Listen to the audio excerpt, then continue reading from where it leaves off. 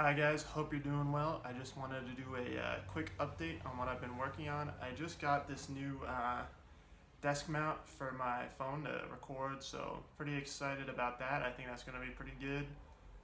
Mainly, I've been working on the early Imperial Romans. I've got a kind of exhibition sort of game that I'm doing for To the Strongest this coming weekend, so I want to get it all wrapped up. And the idea behind that game is kind of going to be a little bit of an interpretation of the Battle of Mons Graupius.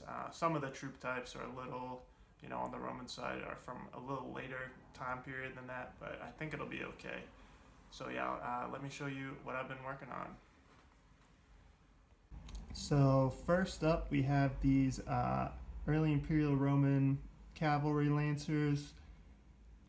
The first unit, I think, like this in the early Imperial Roman army was introduced by Hadrian.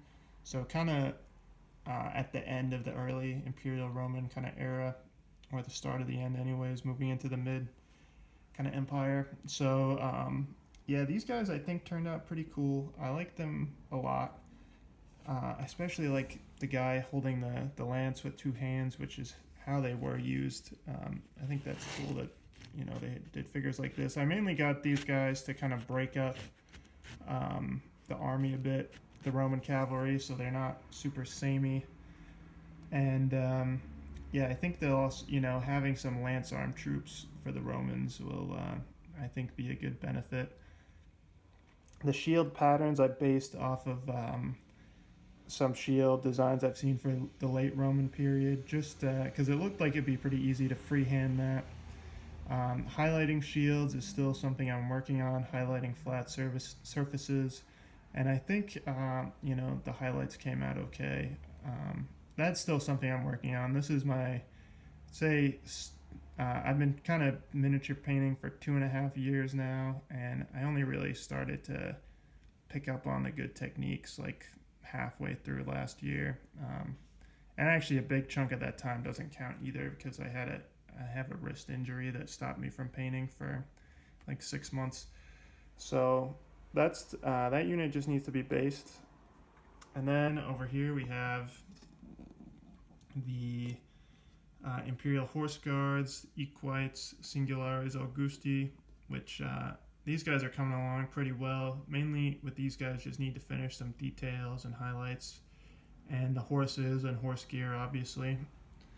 But I think these guys will look cool. I went for a little more of a Hollywood look for these guys. They're going to have black shields and stuff, so I wanted to do a kind of black and white color scheme that would tie in well with those.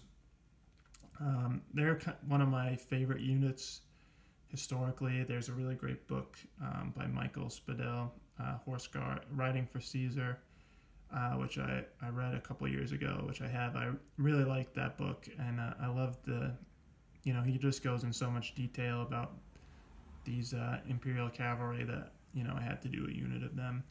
And he has another great book too on Germanic warriors, which if you're doing a Germanic warrior, I'd say is a must read. That book kind of inspired me to start on some ancient Germans actually next year as kind of an opposition army. So then the other thing I've been working on here is speed painting. Definitely speed painting. A bunch of Imperial Roman auxiliaries and then legionaries as well. For this unit of auxiliaries, I've got 2 finished. I wanted to really do a wilder look for these guys, so I used parts from the ancient German warriors set. You'll notice some of them have the lorica segmentata, which people say technically the auxiliaries didn't wear it, but I've also seen there's some archaeological evidence where they've had that armor recovered from auxiliary forts. And these guys anyways are supposed to be kind of a wilder unit, semi-Romanized, and they've got kind of the armor that they've found and put together and stuff. So I wasn't really super worried about that. And then the legionaries, of course, that'll be my 5th unit of legionaries for this army. And I think, definitely a speed paint, but I think they kind of come out all right. So that's I'll do another update once I get all these guys finished and based up. I need them done for Saturday. Also, in this army, I gotta do a not for this army, for the opposing army. I gotta do one more enemy chieftain, and then once I get that all finished this week, the next big project is gonna be the World War One stuff. Which I'm interested in that. I got a little bit of a mail call. I got these.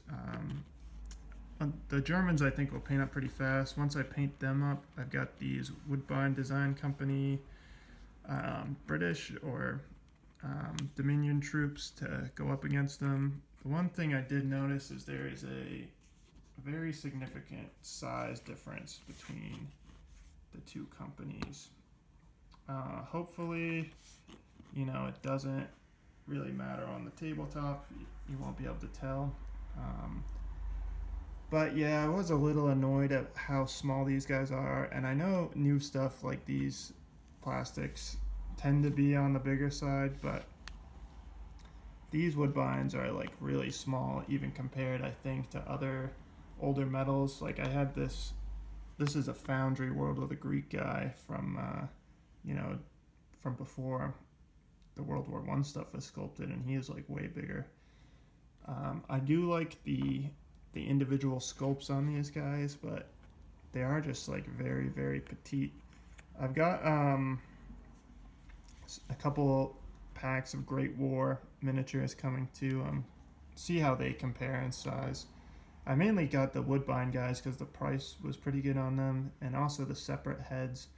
I wanted to do like a real ragtag looking army. So I'm gonna probably do an update on World War One stuff too next week.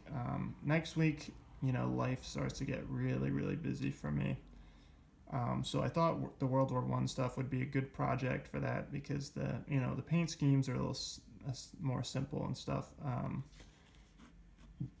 And it's going to be kind of practice maybe for some World War II stuff.